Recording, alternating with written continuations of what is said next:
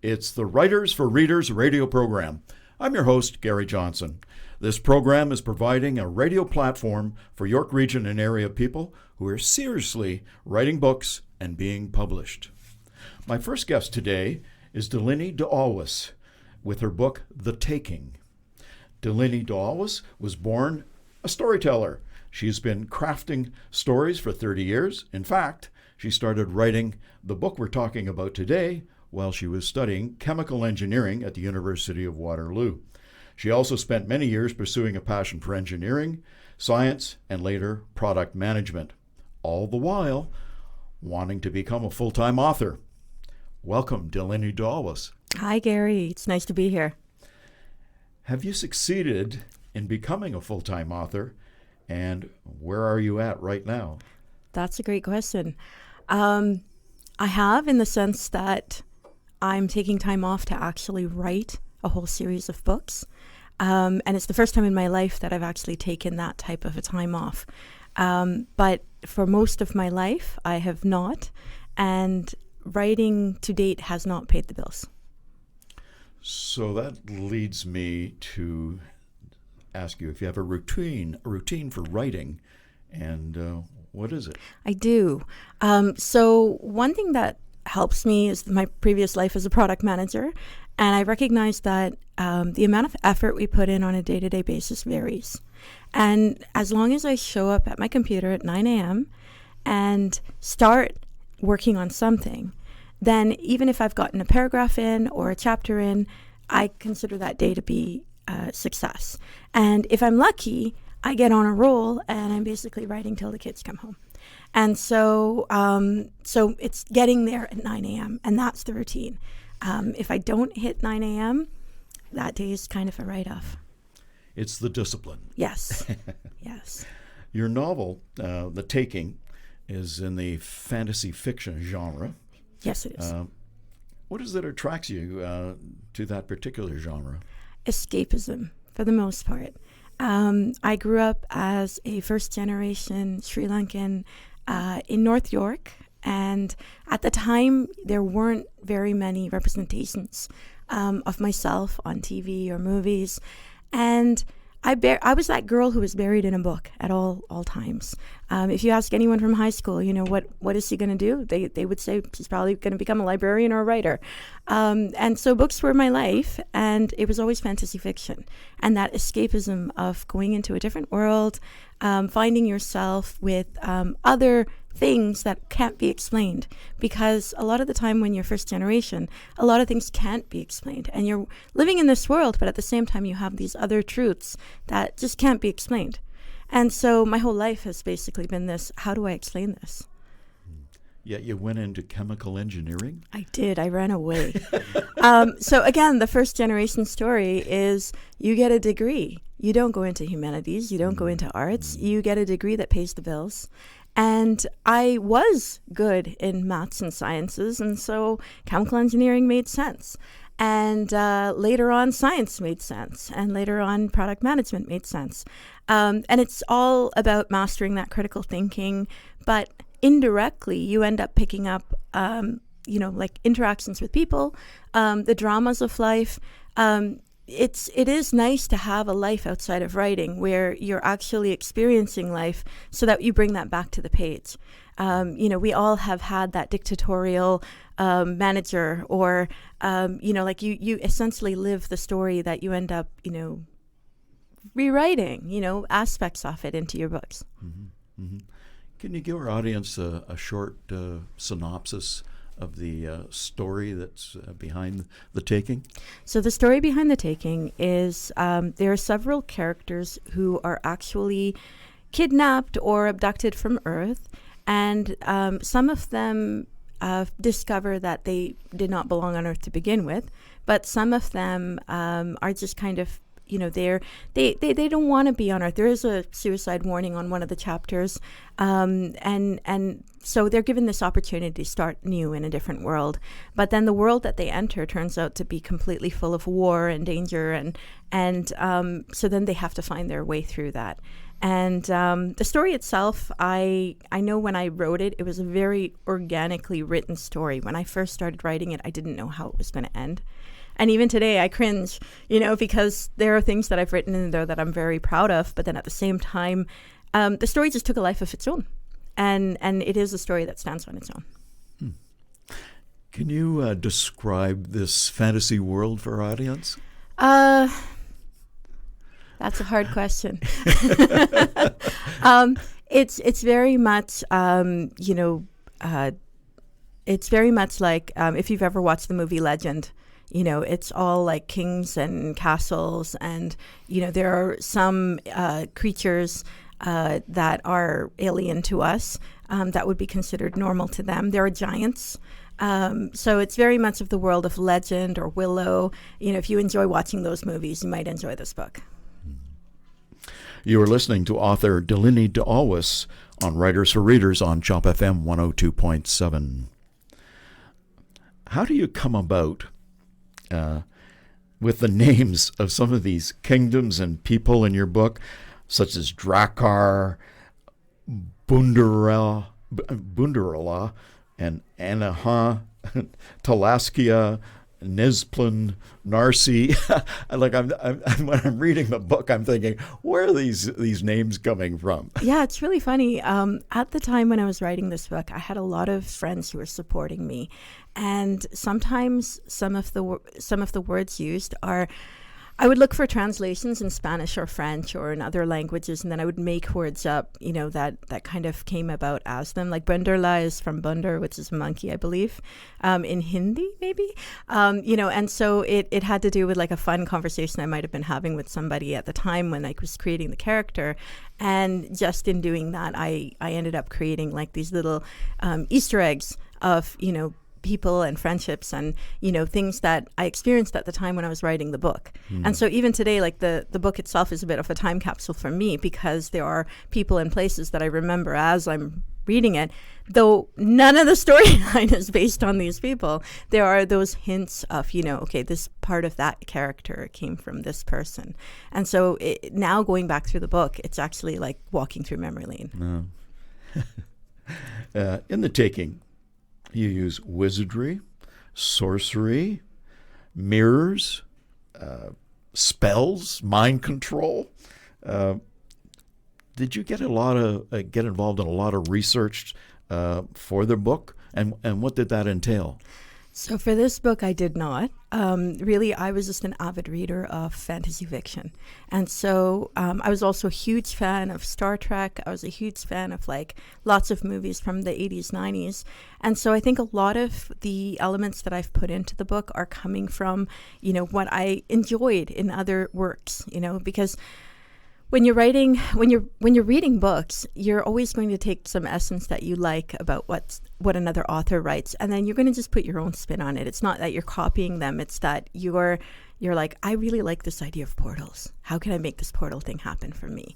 And I think that a lot of authors go through this and get inspiration by that. Mm-hmm. You seem to have captured the love story between Lana and Navi quite well. Have you ever considered writing in the romance genre? I have. I have, actually. But I find that I like to have, I'm not saying anything bad of the romance genre, but I like having characters that have nuances. I like having, there has to be more going on than just a love story. So there'll always be a love story in my books. Okay. Yeah. Okay. Because I was just reading this recently, 30% of book sales involve some kind of romance novel. Yes. Just to let you know that where the money is. Absolutely. Absolutely. And that's the thing. I think that there has to be a love story, because that's the art of being human, is being attracted, trying to have connections, trying to be connected to other people. And sometimes the love story isn't even between two partners. It can be a love story between a mother and a child, or a father and a child. And it's really just that, how do we feel connection with the rest of the world? And in this case, Lana and Navi, they have their love story, and things work out the way that they work out. And it's interesting because I think it's a bit messy, and it ends on a messy note, I think. And I did that on purpose. because I do think that relationships are messy. Yeah. You indicated that you started writing this book quite a long time ago. Maybe sort of describe the experience you've had with writing the book. I mean, if you started that long ago, how did it evolve or transpire? So some of the first few chapters and some of the middle chapters were actually written when I was a very young teenager. I was maybe 14 or 15 when I started writing. I have friends who, there are pictures of me over a binder, literally handwriting a book. Digital era came about, and I started transcribing everything into a Pentium 1. And then I took that Pentium 1 with me to university. So this is really aging me. And while... it's kind of like you have your university life, you have your life as a teenager or as a person in your 20s. But I had this kind of secret second life where, I'd come home and I'd be writing from 7 to 11 at night or something. And it would just take me through. At one point, I decided, look, I need to finish this book and move on from it. And so I was at Waterloo doing co-op, and I took on a position in Deep River, which is out in between North Bay and Ottawa. It's kind of middle of nowhere. In the wintertime, there's literally nothing to do. And so I'd come home and I'd spend the moment after dinner writing until I went to sleep, woke up the next day, go to work, come back. And that was rinse and repeat for 4 months. That's what ended the book. And so having that experience kind of set me up for not writing for 20 years. Because I realized just how much of the story becomes a part of who you are and how much of it takes over your life.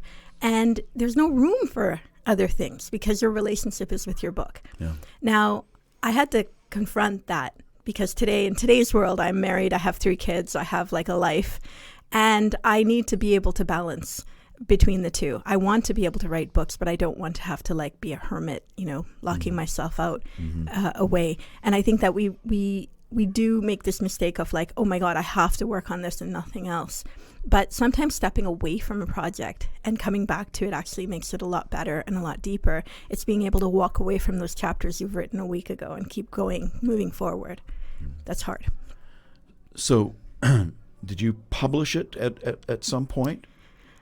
In 2009, back up a little bit. In 2004, I actually sent out a copy of The Taking to Tor Books. I sent it out to several publishers. But at the time, this is before the advent of internet and all the information that you get from it.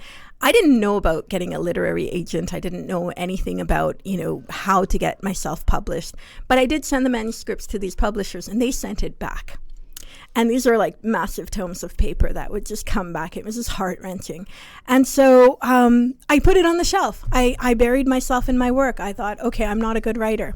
So in 2009, I actually was going through a lot of life changes. And at the time, I came across The Taking, the manuscript again. And I read it. And I was like, this is good. I need to publish this. And at the time, Amazon still wasn't publishing, but blurb.com was. And so I do have an early publish in 2009 of the book. And then much later, very recently, I found out that Amazon was letting Canadians publish on their platform. And that's when I went and I added a copy on Amazon.com. And so I did this most recent publish of The Taking. Because when I read it, I think it's a really good book. But as an author, as the person who wrote it, it is my past. Yeah, it's personal. Yeah. Yeah. So it never existed as a book prior to the publishing most recently. Yes. Well, 2009, it was a book. It was a book. It was a book, but it would have cost a lot of money. And I wouldn't have made anything on it. Yeah. Yeah. You felt a sense of accomplishment, though, I'm sure. I did. After having sat on it for so long. So this is the thing. When you write a story, it's so personal to you. Pushing it out of the nest is the act of growing, because I couldn't move on from this story until I published it. Until I published it, I kept thinking I can go in and tweak it. I can go in and edit it. And at this point, I'm not doing any of that because I've already published it. It's fixed. It's done. And now I can move on. I can write a next book to it, or I can write a completely different series. But I find as an author, when you have that story, you have to have that beginning, middle, and push it out. Were you ever tempted over time to reread it and rewrite it. Yes, every day. And did you? No. No, you didn't touch it because you thought, that's perfect. Yes, it's perfect in its imperfection. Yeah, yeah. Can you read a short excerpt from your book for our listeners? Sure. And I lied. I was going to read the first chapter, but I'm not. Go ahead. Okay. Aftermath. I looked at Moshe's unconscious body. I could find no broken bones, but I feared that some may have cracked or that there was internal bleeding. Something within me had snapped when I had seen him thrown against the pillar. When I saw the stranger who had helped me, trapped in the giant's deathly grip, I had moved without fear to save him. I shivered at my own cold-hearted attack. At first, I could not remember how to use my limbs, but somehow managed to drag myself to the throne. Now my control over my limbs was complete. All lives must come to an end sometime, but all my life I had striven not to kill anything even by accident. The thought of the coldness of my attitude when I had killed Bane and the one-eyed monster was overwhelming.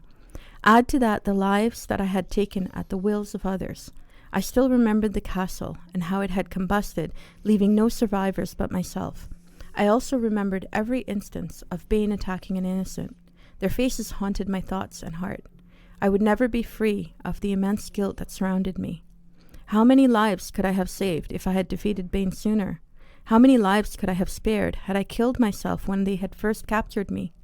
I was in a path of destruction, and the last 2 kills of Bane and the monster in my own cold blood drove me to madness. I looked at my hands and wondered who I was. I then realized that I was in control of my body for the first time in an eternity. Tears splashed onto my open palms, and I knew that I was crying. A hand touched my shoulder, and I moved away as the stranger sat beside me and laid his hands upon Moshe's forehead. Moshe began to breathe more regularly, and he moved from being unconscious to being asleep. The stranger then turned his attention to me. Very good. Why did you, pick that passage specifically? I picked that passage because that particular character goes through a huge journey of losing herself and being used by others, and just basically there's a huge struggle. And then in that moment, she's reclaiming herself. And that's something that I feel like, even though I had written this story, it's something I've gone through many, many times. And I think a lot of people go through that in life. You get buried by all of the things of life, and then one day you wake up and go, wait a second, this isn't me. Where do I need to be? Oh. Now, you've is there a book that you loved, and or an author that you feel influenced your writing? There's someone out there that you really admire? Catherine Kerr and her book Dagger Spell. This is kind of not one of the more mainstream books that was popular in the 90s, but her books are about, if you think about a Celtic knot, her books are written in a Celtic knot form, where you don't know where the beginning is, you don't know where the end is, but the characters are all intertwined. And there's the idea of rebirth, and there's the idea of karma. And it's written in the Celtic sense, but me coming from an Asian background, it really, really appealed to me. And so the work that I'm currently working on is actually also trying to do that, have this kind of a Celtic knot effect, but it's set in South Asia. Well, let's talk about that. What are you writing now? So right now, I am writing a series of books that take place in South Asia leading up to Sri Lanka. It's mythology written into fiction. So historical fiction, but there's no real, I can't prove that it was all accurate history, but it takes place about 500 BC and takes into consideration all of the magic and mythology that existed in South Asia at that time. So there's some research involved in this. There's a lot of research involved in this, and it has been a truly fun journey to really nerd out and read and look up and, just really try to understand, what are the things that are constants that still persist to this day. Yeah. Maybe this is an unfair question, but what are the prospects in terms of finishing it? In the in time wise. Definitely. So I've already come 3/4 through the first book. And the first book was written by accident because of feedback I got from our lovely King Writers Society. So a lot of it is developing the characters and keeping them along the storylines that are defined through the mythology, trying to make sense of things. And that helps because that gives me this guide rail so I know where the beginning, middle, and end are. And I'm really just putting in the filler. I'm really just trying to fill in the blanks and make sense of the story so that when someone picks up the book, they're going to go, yes, of course this happened. Right. Okay. Now, you mentioned you didn't know too much about literary agents and publishers. Have you got something lined up that way with this coming book? Not yet, because I want to finish the book first. But I'm learning more, and this is through the Aurora Writers Group as well, and all of the events happening in Newmarket as well. And so there's a lot of local support, and being part of the writers groups also gives me a broader array of contacts and advice and feedback. I'm really lucky to have reached out to a few published authors, to find out, like what are the things that have worked for them, and it's all through the York. They tell you about November, where you write 50,000 words. I've tried that before. It doesn't quite work. Yeah, it's pretty onerous. It works for some people, though. Yes. They get the bulk of their book out of that 50,000 words. They're able to move on with it once they've established that. Now, you've also written a children's book. Yes. It's called Which Feeling? You may have more than one children's book, but that one more recently. How did that come about, and are you writing any more of this? I am. So I mentioned I have 3 kids, 12, 8, and 5.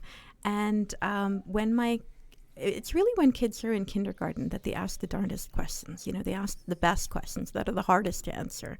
And Which Feeling came about when my middle son walked out of kindergarten and said, "Ummi, you hurt my feelings." And I looked at him and I thought to myself, how am I supposed to answer him? I can tell he doesn't know what that means.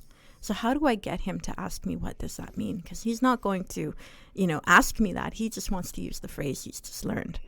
And most likely someone has said, "You hurt my feelings," and then immediately they were given something, right? Or told, "I'm sorry," or whatever. And so as little kids, they're learning how people interact. So Which Feeling came about from the conversation I had with my son, just trying to ask him, so which feeling is hurt? And we go through all the different feelings, and in the end he asks, like, what does it mean when my feelings are hurt? And we go into that conversation. And so I wrote the book. I tried to get it published at the time when I wrote it, but I didn't have an illustrator. 4 years later, when I was publishing The Taking on Amazon, my son picks up the manuscript that I had just pulled out for Which Feeling, and he reads it and he goes, "Wait, this is about me." And he's 8 years old, and he decides, I'm going to draw the pictures for this. And he starts drawing, with a pencil and paper. And I said, no, we need digital prints. And so my collaboration with my son was born. And it involved getting him an iPad and having him, use some software and actually create like colorful digital prints. But it's all hand-drawn, and it's all from his perception of what it meant now as an 8-year-old. For each of the conversational pieces in the book. And so I published this, and I've actually gotten really good feedback. I've handed it over to a few different school libraries and a few classrooms, had a lot of teacher feedback and also parent feedback, just because we don't know how to answer these questions they're asking us. And so my next book is actually about best friends, and, best friends forever. And what does that mean? And it stems from a conversation with my daughter, where she didn't want to go to school because her friend said she wasn't her BFF. And it just, you can see these little crushed souls who are just so sad, and they don't realize what it means, right? Yeah. So it's a journey. Sounds like you've had some good uptake from from the book. Absolutely. And actually, it has very good sales. It's available on Amazon as well. Mm-hmm. So your books are available where? On Amazon. Mm-hmm. They're under DMD Alwis, Wits Feeling and The Taking. No, very good. Thank you to author Delaney de Alwis for giving us The Taking on Writers for Readers. We'll take a short break and be right back on CHOP FM 102.7. We're back, and my second guest today is Mike Madill with his book, The Better Part of Some Time. When not writing, Mike Madill pursues freelance editing. He's also taking turns as a social worker, computer analyst, and home contractor. He holds a BA in psychology from York University. His poems have been published across Canada, including the Antigonish Review, the Dalhousie Review, Event, The Fiddlehead, Free Fall, and many other publications. He was shortlisted for Free Fall's 2019-20 Poetry Contest and an honorable mention in the inaugural 2021 Don Guthridge Poetry Award Contest, through which he earned him the publication of his debut poetry collection, The Better Part of Some Time. Welcome, Mike Madill. Thank you, Gary. It sounds so much more important when you say it. Most writers struggle to write at some point, but you make mention in your notes that are included in your book, and I quote, "My relationship with writing has always been hot and cold. Anxiety and depression often fuel a negative voice that more than once has nearly convinced me to put away the pen for good." How did you overcome this to produce your book, The Better Part of Some Time? I still struggle with the hot and cold and that negative voice. I guess it really came to a head after my marriage failed, and I moved in with my folks, and my dad was in poor health, and just a few short weeks later he passed away. And I didn't pick up a pen for nearly 2 years, and I wasn't sure I ever would again. And my very dear friend and mentor, Barry Dempster, who's been a big name in the Canadian poetry world for the last 40 plus years, he was very patient, and occasionally he'd give me a little nudge, and he eventually, we had lots of talks, as good friends do, and he persuaded me to consider stopping and turning around and facing those shadows, which I eventually did, and discovered what a deep well it was indeed to draw from, and the writing picked up again. What was your thinking in titling your book, The Better Part of Some Time? Well, I'm glad you asked, because actually it was one of my dad's many expressions. He loved to twist idioms, and he was a lover of language. I don't think it was something he really ever gave himself permission to do, that being pursue writing himself, but he definitely could have, whether it was Latin, which he still remembered from high school and would use, or limericks. He knew more than any person should. Shakespeare, Robert Frost, you name it. And so maybe I inherited that love of language from him. So rather than simply say, hey, that job's going to take the better part of an hour, he would say, oh, that's going to take the better part of some time. Okay. Or he'd call people aggronoying, that type of thing. And so he was always twisting stuff. And so I felt, because there's 3 sections to the book. The first is I revisit childhood memories through the eyes of as a grown-up. And the middle, or pivotal section, I guess you could call it, is addresses my dad's sickness and passing. And then the final section, I begin to come to grips, I like to think, with the adversity that life so often throws us, and start rebuilding some courage to move back out in the world, and maybe not the same world I thought it would be, but we all carry on. And so I guess because of that pivotal second section, I thought it was a nice tip of the hat to give the book that title, one of his sayings. Okay. In the book cover photograph, there's a light at the end of the tunnel. Is that illustrative of the proverbial light at the end of the tunnel you see before you pass, or is that the beginning of something new in the future? Actually, I hoped it could evoke both. Yeah, very much. And it was just an image I was able to find online, and it was far better than anything I felt I could capture myself. Yeah, so definitely endings, beginnings, crossing over, all those sort of symbolic messages. Mm-hmm. As you just touched on, you broke your book into these sections: Little Voice, The Ricochet of Sky, and Solar Flare. And maybe just go into it a little deeper in terms of reflecting on the poetry in terms of those titles that you've broken the book into. Little Voice, I felt, was a nice way to capture those memories from childhood, the inability to really express oneself well, articulate oneself as a kid, and just feeling unheard, unseen, and maybe as an adult, that little voice has finally had a chance to say its piece. The middle section, The Ricochet of Sky, I guess I was hoping to evoke the idea of that something so expansive and everyday as the sky shouldn't be taken for granted, that we can't just implicitly trust everything around us, that now and then there's going to be kickback, there's going to be things that pull the rug out from under us. Mm-hmm.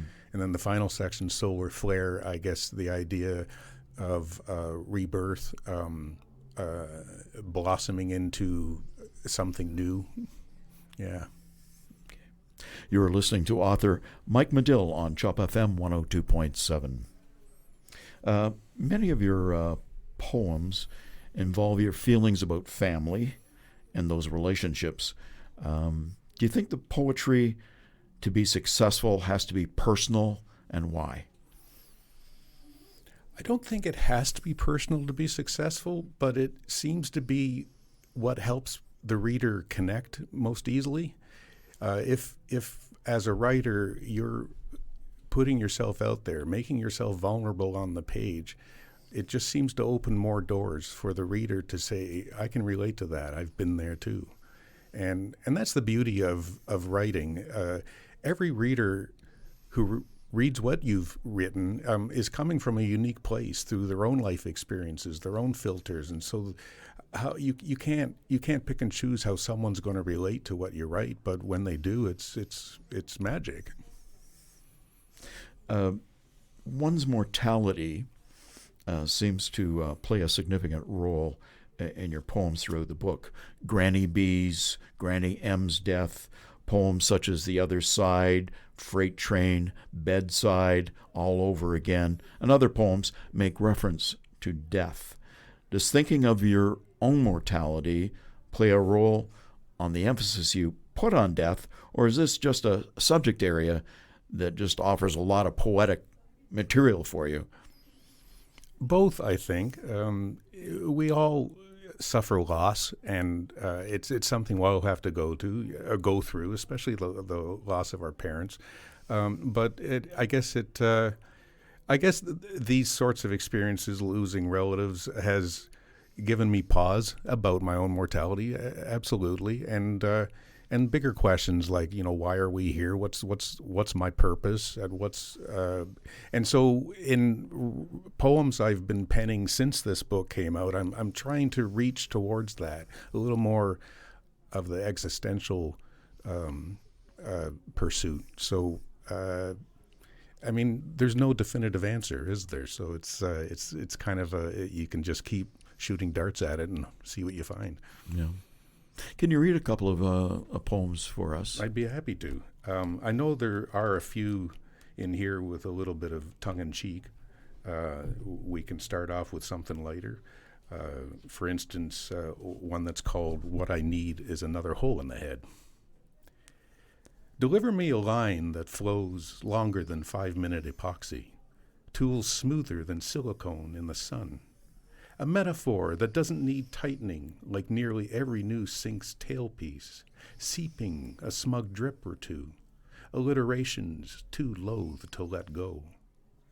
Whipping up a batch of muscle and shiver should be easier, like tinting paint. But most days, writing is a storm of sawdust. No glorious details appear, just tangled turns of phrase and twisted green stick breaks. I might as well toss my words into a cement mixer, maybe try a good medieval brainletting to exsanguinate all my hang-ups, plug the hole with plumber's putty and some trusty cliches. That's all about a writer's angst, about, well, a writer's block. You're kind of grasping for words, grasping for feelings. It's not working.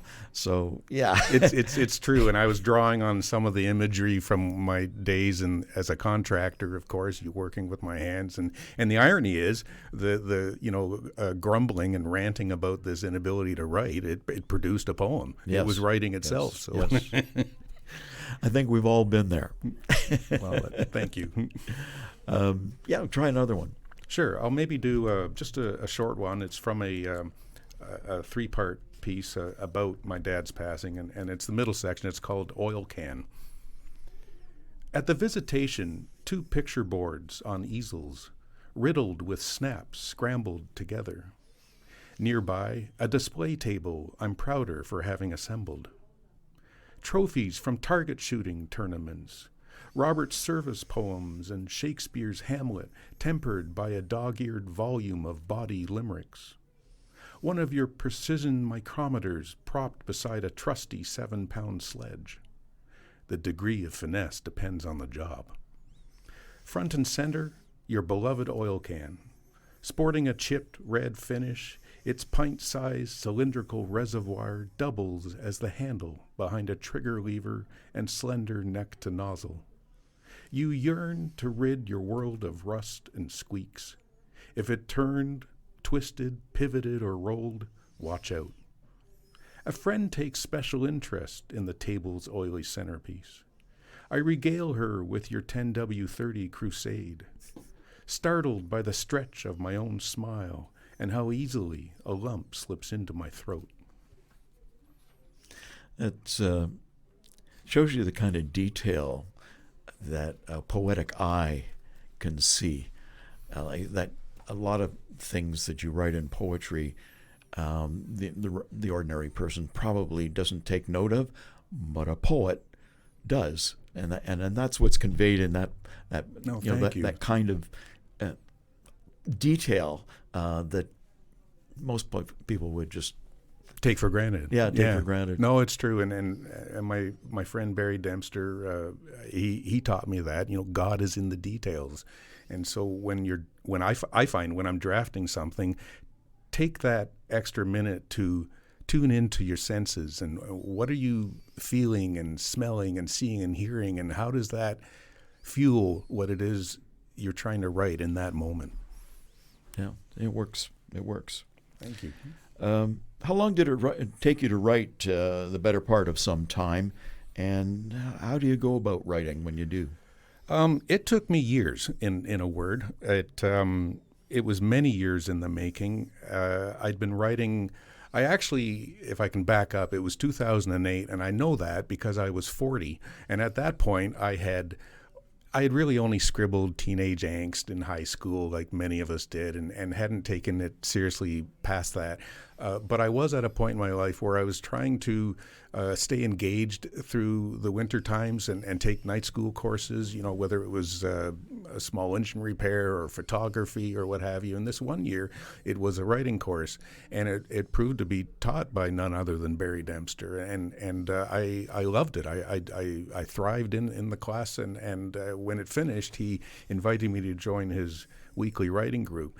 And so fast forward to the beginning of the pandemic, the lockdown, and Barry said to me, this would be a golden opportunity. You certainly have amassed enough poems that a manuscript should be in the making, and so that's my that's what I have. My takeaway from the pandemic is this manuscript that I sent out to a first round of publishers, 10 or 12 of them, and some of them take so long to get back to you, upwards of a year, and they were all rejected, and it is discouraging. And so back to the drawing board, and I revised many of them. I replaced many more with newer ones I felt were stronger, and sent it out again. And the rejections were beginning to trickle in all over again. And I remember saying out loud at the time to my fiancée, Lisa, that if this second round finishes with nothing but rejections, I'm done. I'm throwing in the towel. A person can only take so much. And then through the League of Canadian Poets website, I stumbled across an ad for a contest. It was the inaugural Don Gutteridge Poetry Award contest where you send in manuscripts. Incidentally, Don Gutteridge just passed away recently, unfortunately, but he was a big name in the poetry world as well. It was centered more down around London, Ontario, but mine was one of the ones he picked. And in fact, when I got the email, I thought it must have been a mistake that they meant to send it to someone else. But it wasn't true. So part of the prize was getting published and 50 copies to get started. And it was a thrill. And writing isn't a regular discipline for me. I have to admit.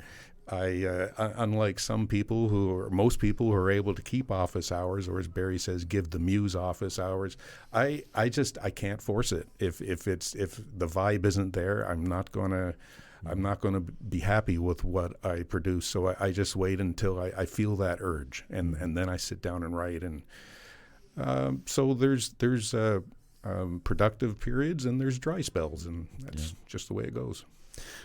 I kind of take the Leonard Cohen approach, where you just have a notebook and you just scribble stuff down. It doesn't necessarily mean it's going to be a poem, but it's a thought, right? And maybe it will lead to a poem. That's what I do. Is I have a scribble book and I just write some things down and come back to it. Sometimes it takes off, sometimes it doesn't. Absolutely, and you're keeping that current going. Yeah, the flow. So it's good. Yeah, and don't feel. I wouldn't be discouraged about getting rejection letters from publishers, because there's, as one of the booksellers has told me recently, poetry doesn't sell, and that was his attitude. And publishers are in much the same boat. They're interested in making some money. It's true. And poetry doesn't sell a big deal. But what some publishers get are Canada Council grants or something along those lines that kind of creates a situation where they can take on some poets and publish, but it's few and far between. It's a niche market, no doubt about it. Yeah, there's no doubt about it. Yeah. Is there a poet or a book of poems that gave you any kind of influence that you quite like and built on that? There's a few, actually. First and foremost would be my friend Barry Dempster's The Burning Alphabet. It was nominated for a Governor General's Award. I think it's very strong. Al Purdy, I like his in-your-face style. Tony Hoagland, a great American poet. He has a very disarming approach. It's very accessible writing and it just everyday language, and then the ending comes up and blindsides you. And I love that startle, that surprise. Louise Gluck, who just passed away recently, a great American poet. Mary Oliver, yeah. Well, there's lots. Oh, there is. There is. Would you care to read another one for us? Sure. Maybe I'll do a poem called Immersion, and it was dedicated to my friend Barry. Okay. I prayed for no problems in the city, my car complaining more now than it used to, nagging warning lights marring the dash. You tell me to turn right, then left at the next lights. Now try and sneak over to that other lane. My window's motion smeared. There's less room to think here, less time to breathe. Urban full immersion. Spaces crushed into slices of alleyway. Bluer and college streets with the same skyscraping view. Lives crammed like too many coats in a closet. front lawns shrunk for turn lanes and bus stops. A woman in 3/4-length tweed sighs over her $7 Starbucks, the small called tall as if it's a deal. Overfilled cups take 3 hands to safely snap lids. No room left for whipped cream, even if we'd wanted it. Traipsing west, our lids bubble over like hot mud springs, spotting our scarves. You ask about things I've held back, the way crowds hoard their distances. I never could just disappear into anything. In a chapel-sized record shop, you helped me find Jeff Buckley's Grace, his haunting hallelujah raising me from rush hour's stop and go. I hear he was in over his head, like staring up from the street to count glassy-eyed floors. Very good. How about one more? Sure. Now I have to try and remember why I marked the ones that I did. This tends to get some good reaction at readings. It's called You Are Happy, and you may pick up a bit on that inner cynic. Remember when you used to wear a watch? Before you strapped 10,000 steps to your wrist and your pocket started chirping with texts? Before bark began to peel from the lofty Crimson King centerpiece in your front yard, and rust appeared around your vanity's drain?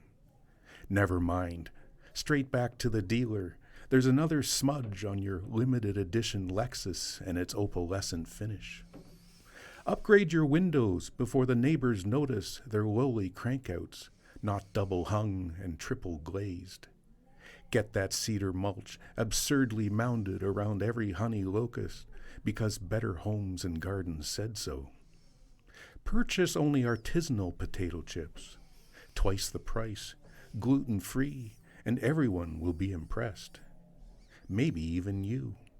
A persona only fully realized with the walk-in closet you had to wait until you were 40 to find and fill. Now picture yourself robbed of all the brand names and prestige. No more 9-foot ceilings, 3-car garage, grand piano, in-ground pool. What's left? Nothing more than me. Cha-ching. Very good. You mentioned that you're doing some writing currently. Is there a book in the works? I'll say yes, tentatively, and that's the first time I've said it out loud. I'm still nervous to think that I might be so lucky as to get a second book published. But there's new poems collecting. I'm happy with many of them. So yeah, fingers crossed. That said, don't hold your breath. Well, we'll look forward to that. Thank you to author, poet Mike Madill for giving us the better part of some time on Writers for Readers. So where can people find your books? Well, it is available on Amazon, but poor starving artists don't get paid anything for that. So I'd encourage them to check out my website, www.MikeMadill.ca. And there's through there they can email me, and I'd be happy to mail out a copy. Great. That's our program today. Thank you for listening. We'll be back next month with another edition of Writers for Readers on CHOP FM 102.7. Keep on writing and keep on reading.